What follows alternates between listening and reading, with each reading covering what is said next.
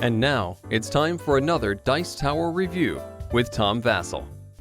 Hey everybody, I'm Tom Vasel, and welcome to the Dice Tower. Today we're taking a look at Forgotten Waters, a Crossroads game from Plaid Hat Games. Now, what does Crossroads mean? Well, one of their big hits that Plaid Hat did, Dead of Winter, used the Crossroads systems, where at various points in the game, you would be read a card, and it would give you some options, and you would pick one of those options, and various things would happen. A strong storytelling element, which worked well in that game. They used this system in other games, and it was okay. Gen 7 was the main one, and then you could argue that their book series kind of went off this point. And Plaid Hat has done some pretty interesting story stuff in their games as time has gone by, but the system itself never felt fully realized. I was pretty excited when I heard about Forgotten Waters because this is the newest one. It's also the first one that Plaid Hat has done since going independent from Asmodee. And it's also about pirates, so I was pretty pumped about that. Let's take a look at this game, a cooperative game in which players are all pirates on a ship trying to accomplish some sort of mission. Here we go.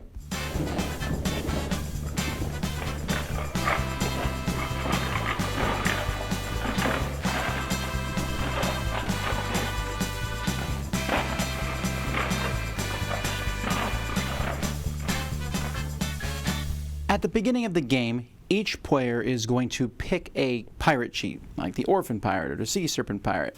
Each of these has a different story background to them. So for example here, the Debater Pirate was one pirate that I was playing in one of my games.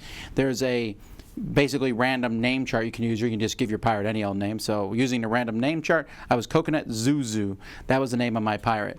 And inside you have a bit of a Mad Libs type thing, just to make a background story. Different things that can happen to you and only your pirate, and then a few endings that can happen to you based on how well you do. Each player is also going to pick one of the pirate standees to show who they are, along with a 12-sided die that you'll be using over the course of the game. There are 7 roles in the game. These are split up amongst the players as evenly as you can. This is just to keep track of the different things that are happening. One person is the ship's scribe. They're going to write down when different events are read. You are going to write the name of the ship, sometimes what scenario you're playing. You're going to write down various keywords that may pop up because when you do something, it might say, write down the keyword Zookadoo. And later on, it will say, is Zookadoo written on your sheet? And yes or no, and things will happen. When different bad things will happen, you'll read these events. When captain's quarters, that's one of the options that can be taken. You'll read these events. And then there's a captain's mission. So there are various things that we'll list on here. On the back, each game comes with a very distinct halfway point, and you can just basically draw and write all the different things that you have here. Although I would not use this, I would just simply take a picture of the game board and then put all the player stuff in bags. It seems a little bit easier to me, but you have both options available to you. 3 of the other roles are the Cooper. The Cooper is just going to keep track of supplies that are used. It's a big part of the game, spending supplies and doing things over the course of the game. The Bosun is going to keep track of the hull of the ship. And if the hull ever gets 0, everyone is going to lose, which is kind of a bad thing. And then the first mate is going to keep track of both the crew and how much crew you have, and also how much food you need to feed everybody each turn, and also discontent. If the discontent marker and the crew marker ever meet, then players will lose the game. There's also the quartermaster. This basically keeps track of who has the most infamy, which will matter sometimes for various things that happen in the game. Whenever you get infamy, let's say the blue player gets 1 infamy, they would just move up 1. If the green player got 4 infamy, they would just move all the way to the front of the line. If the timer runs out before you pick actions, everyone will get a discontent. That reminds you there. The gunner is going to keep track of a few things. Sometimes you'll fight an enemy ship or a monster or something, and this is how you keep track of their hit points. The gunner also has cannons. Cannons can be loaded or unloaded in different levels. You can use them when fighting sometimes to add, like for example, 3 to your roll. If I have a level 2 here, I'll add 5 to my roll. In fact, you can go up to level 4 cannons that can add 9 to your roll. And there'll be different actions where you can load or unload the cannons so that you can use them again. And finally, the last role is the lookout. The lookout will have whatever the objective is over the course of the game, and the objectives can and will change as you accomplish them. The lookout also keeps track of threat. Sometimes you'll add, sometimes you'll subtract threat, and sometimes you'll check threat. When you check threat, you'll check the number of tokens tokens here to whatever happens here, and it's always bad if they match. Something negative will happen to you. Usually you will read a threat event here, and if you read your last threat event, you will lose the game. The game uses an app, which is a web-based app, so you can use it on any place you can get on the internet, although you can also install it for offline use. And it has various options here where you can pick how you want the app to look. When you play now, you're going to pick one of the scenarios to play. Right now there are 5 different scenarios. It says the first time you play, you should pick Beyond the Ocean's End. And when you play a scenario, it will basically say, here's your scenario setup. If it's your first time, it will show you very clearly what tokens you need. It will show you how to set up the map board here. You find these specific tokens and you'll put them there. It will show you how to set up your ship, so it shows you the cannons you start with and where all the different things start on the track. And then it will tell you any special setup or special rules for the game. Then once the scenario is set up, you'll continue. And at this point, you will start either reading stuff or you can play. Long ago, people spoke of and you'll hear the story as it goes by. And I'm not going to show you the story very much at this point in time, but at this point you can hear the sound effects, and you're going to be all taking actions at the same time. Now when you take actions, you're going to be in a specific spot in a book. So here, for example, is open sea, and here is rough sea, and here's a sandy beach, and here's a leviathan. But what does any of that mean? Well, it doesn't really matter. You are only concerned about the page you're on at any given point. And whenever you go to a new page and you start this round, you're going to start a timer. And this timer has 40 seconds. And during that 40 seconds, players are going to decide where to put their characters on these different actions. Now, if there is a red spot, somebody must go there. It's a requirement for you to go to the red spots. The blue spots only one player can go to, and the green spots multiple players can go to. Everyone has to get them done before the timer runs out, or the ship discontent will run out. Once everyone has placed all their people, then we go to done. Then you will go through each one, and it shows you over here in the book exactly what to do with each of these. If there's multiple people there, then you go in infamy order as to which one goes first. And so there are various things here, and this is the original open sea one, so I'm just going to show you a little bit. Like, for example, the crew is hungry. You can decide to feed them 5 supplies, and if you don't, your infamy goes up and your discontent goes down. You can ask them to go hungry. You can let them raid the supplies. And so you have to make that decision when you feed the crew. When charting a course, your exploration goes up, and then you do an exploration check. Now this is a very important part of the game. So let's pause and take a look here at the Orphan Pirate. Each pirate has 5 or 6 stats: exploration, brawn, hunting, aim, swagger, and navigation. Over the course of the game, you're going to be filling these in as you get them. So if you took that spot, you would go up 1 in exploration. When you cross off a spot that shows a star, you'll also fill in a circle here in your constellation. As you fill in your circles and constellations, eventually you'll get to these spots that show the exclamation point. When you do that, you'll take a constellation token.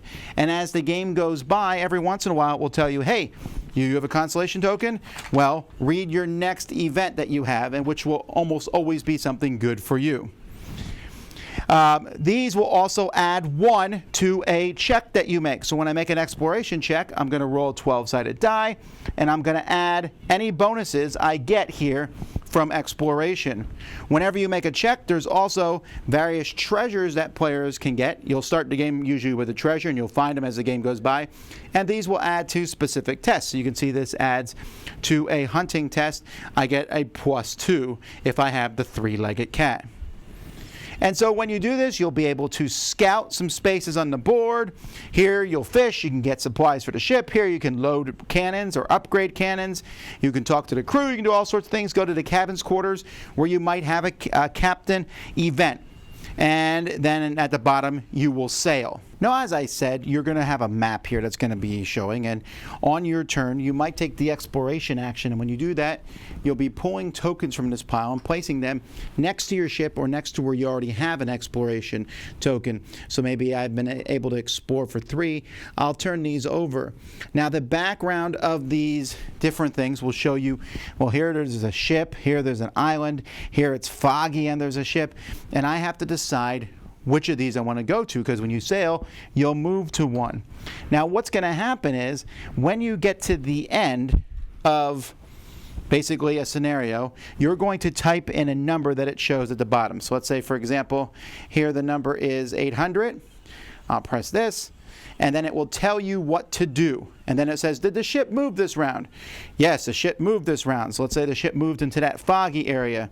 Well, at this point, I'll type in the number of that foggy area, and now something will happen, a crossroads event. So let's just listen to this one, for example. You enter a troubling fog that rises up without warning. An ill omen this be, Says the captain. He turns to you and says, so matey, let us test your skills.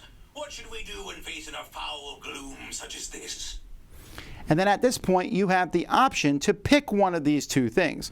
Stay the course, push through the fog, or slow the ship until the fog passes. And you'll press the button on it and see what happens. Except I'm not going to show you what happens here. But when you do press one of them here, you'll play whatever it says. Again, you could write it here. And then it will say, is Hawkeye written on the ship's log? And if it is, you would press yes. If not, it will press no. And then something else might happen. Like this one says set dial A to 4, set dial B to 2. And something's happening here, and you'll just have to wait to play the game to see what it is. So each round of the game, you might be on the same page multiple rounds in a row. You might be on a different page. And there's going to be different options each page. It all depends on what you're going to. This is not really spoiling it, but sometimes when you'll go to a spot, you'll go and you'll read an entry, and it will something weird might happen, or something strange might happen, or it will give you other options.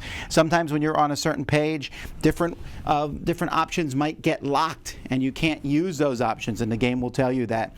Many times the game will give you treasures, and you'll pull the top treasures, and they do all sorts of things. You have the opportunity to bury treasures, which lets you fill in more circles in your constellation. You have the opportunity sometimes to get these blue story cards. These are like treasures, but they're very specifically numbered, so you'll get them based on what happens to you either in your personal story or in the story of the game. And eventually you're going to lose one of the multiple ways it tells you that you can lose, and the game's very clear when you lose, or you're going to win, at which point the game is also very clear. That's about all I can show you right now without spoiling any more of the game for you. Let's continue. What I really like about this game is that the rule book itself, it tells you all the pieces, and then there is a game set up here, and you'll set up the game pretty much the same way each time with some minor things for the scenario, and then there are 3 pages of rules. That's it. Now, the game will tell you how to play things. This basically is talking about threat, infamy, moving the ship, etc. The rest of it is done in the app itself. It will explain things. Now, I want to point out that this app, so far, I have not run into any problem with it. I think the voiceover acting in the app is absolutely amazing. Sometimes various weird things will happen. Here, let's just... I'll type in, this is an example of something that might happen. Listen to the voiceover work. Begging pardon, Captain. You say, knocking on the door to his quarters. I was hoping I could speak to you about this sailing past the ocean's edge business. Some of the crew be worried. I'll stop you right there, me matey. He interrupts. Vance points to a group of books lying on the table. All these I swiped from the Bond family. And that's pretty much all I want to show you. It also is an event history to show what's happened to you so far. And like I said, it has a timer, and I really like the setup for this, where it will tell you what to do, where to place things. I really enjoy how all of this works. The sound effects are great. Now, as of me recording this, the voice work is only done for the first scenario. The rest of them you read, and it's really well written. And I know they're adding it as quickly as they can. Events in the world have slowed down the recording, but So far, the first one is phenomenal, and even the writing is quite good. The characters are really neat, as always, and it's pretty neat how they did these sheets here, which each gives a very different story. You know, the duelist pirate, and maybe the parent pirate, or the lovesick pirate. And so the seasick pirate. These constellations don't really mean much. It's just they take different time to reach these different points here. There's tokens in the game, misfortune tokens you can get, which when you have these, you roll 2 12-sided dice and take the lower roll and then discard it. And that's terrible. And then you have re-roll tokens, which lets you re-roll a die. Players also have a little card that shows that you can have a max of 4 treasures. If you get more treasures than that, you discard them and increase your supplies. But there really isn't a ton of components in this game. But everything itself I found to be very simple. There's no weird symbols. It's go up in, these, add to these skill tests when you take them, or it just tells you discard to gain a swagger or 2 supplies. Very, very straightforward. I'm very happy with how this game looks. There is a lot to talk about in this game, but I want to start out by saying that not only is this one of my favorite games I played this year, it's probably my favorite pirate game. It's my favorite story game that I played in a long time. I absolutely love this game. There is so much about this game that I enjoy, but the main and most focal point is the extremely, very in-depth storytelling in the game. Each mission is very different. Now, I want to be clear, these missions can be fairly long, and they have a really strong, like I said, halfway point through them. So it says on here on the box, what is the time length on the box itself? Well, maybe it says on the back of the box. It says 2 to 4 hours. I feel that that's very, very true. 2 hours per half, 4 hours for the full thing, although it could be an hour and a half per half, or even an hour per half, but probably a little bit longer than that. So it's a really in-depth, but at one point was I bored in this game, because everybody's involved all the time. The story that affects happens to everybody. Now, I showed you there was 5 missions, so 5 missions times 3 or 4 hours is 15 to 20 hours worth of gameplay here. But I think it's even more than that, because each mission you're going to be doing various things. Each time you're going to be picking a different pirate probably, and I should mention that all these sheets that are in the game can be downloaded and printed off so you can use them multiple times. But each pirate has their own storyline, which has nothing to do with the main storyline. It's just this funny, silly little storyline on the side. There are also various random events in each of the scenarios, and you can do different things. Like you need to, for example, in one scenario, we were hired by scientists to go out and find creatures. We had full reign of where to go. There are different random events that are going to happen. The game is going to feel different. I could say you could easily play each of these twice and have very different experiences, and you could play them even more than that. Although some of the story events might be the same after a while, there's a lot of replayability in there, but the story is fantastic. The writing is top-notch, and I'm very excited to see the voice work for the following scenarios. We played one without voice, where we just read all the stuff involved, and it was still really well done. But the voice work is just top-notch. The sound effects, man, it brought the pirating theme to life. Now, I will say that there is a good amount of humor in the game. I really like that, like silly humor. We're talking Indiana Jones or The Mummy type humor, where there's a lot of adventure, there's a lot of things going on, the storyline's very focused and has points, but there's silliness abounding all throughout it. Not Munchkin level silliness, but somewhere in between, and it was just the perfect amount for me. I laughed at a lot of the things that happened over the course of the game, and yet I never felt like we were not being serious. It's like Pirates of the Caribbean style humor, and I really enjoyed it. Even the Mad Lib part, which doesn't really mean anything. You write this little Mad Lib here, and then it becomes part of your story, but it worked, and it wasn't a huge thing. It's not even something that matters that much, but it just added a little bit, and each person had their own stats and their own stuff that they were trying to do. Now, I know what some of you were about to ask, and that is, when it comes down to it though, where does the gameplay? Yes, it's an extremely strong story, but how does the game work? I enjoyed the game also. I love the fact, so basically the book says when you turn to a new page, Don't spend time looking at the page. Start that timer. You start the timer, everyone's kind of looking, okay, I want to go here. There's little icons in each of the actions that show what you're trying to do and what skills you might need. And you're sitting there going, okay, you go there, you feed the crew. I'm really good at steering the ship. But you're also kind of focused because you're trying to increase your stars here. And so I should mention this part here. In the game, each player has 3 endings, a bad, a good, and a legendary ending. And that depends on how many of these constellation things you've done over the course of the game. And technically, I suppose if you get the bad one, you didn't get as good of a job as everybody else. I don't think that matters. If you win the game, who cares which ending you got? The endings are funny, they're interesting, can be sweet, can be silly, what have you. So that part is in the game. So it kind of makes you focus on getting a lot of different skills, but some players are just naturally going to be better at other things, and also depending on the treasures you get. You have to make decisions. You have to use strategy. When you fight other pirate ships or monsters, it's really interesting. It's a really good sound system, worker placement, and then you just go through all the different options. And each time you do, there's going to be mechanical things of spend supplies to do this, but there's also great storytelling all mixed throughout that. The closest thing I can kind of compare this to might be Near and Far, which is a game that has a great game and good storytelling, but the storytelling in this one is just superior to almost anything else I've seen.